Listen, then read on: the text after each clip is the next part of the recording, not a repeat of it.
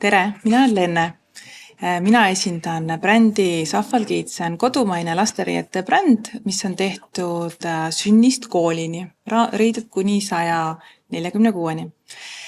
Me oleme teistest natuke erinev seetõttu, et me pakume unisex värvides riideid. Meil on kõik ökoteks, osad on ka orgaanilise puuvillaga. Ja mis meid veel eriti eriliseks teeb, on see, et me võtame 2 korda aastas kõik oma brändiriided tagasi. Meil on selline too tagasi kampaania. Näiteks praegu aprillis on meil see kampaania, järgmine on oktoobris, nii et meie kliendid, kes ostavad meilt, nad juba teavad ostmise hetkel, et nad saavad varsti tagasi tuua meie asjad.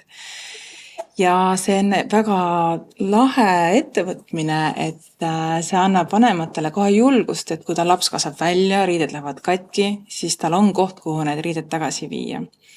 Selles aprillis, mis praegu on meil kestnud natuke aega, me oleme juba 160 tükki oma riided tagasi saanud. Ja see on praegu meil 4. kampaania ja nende 4 kampaania puhul me oleme saanud 575 toodet tagasi, oma brändriided. Mis me nendega teeme? Me paneme need oma poodi, e-poodi uuesti müüki ja vanemad väga rõõmsasti neid uuesti ostavad. Mis on katki, parandame ära, kui on põlved katki, vahetame põlved ära, pisivead korrigeerime ja lähevad uuesti uuele ringile. Ja vanemad on väga rõõmsad, meiega loomulikult, sest see aitab ühte riiet palju kauem kanda ja sellest saab väga palju välja. Ja miks ma olen siin kiirendis?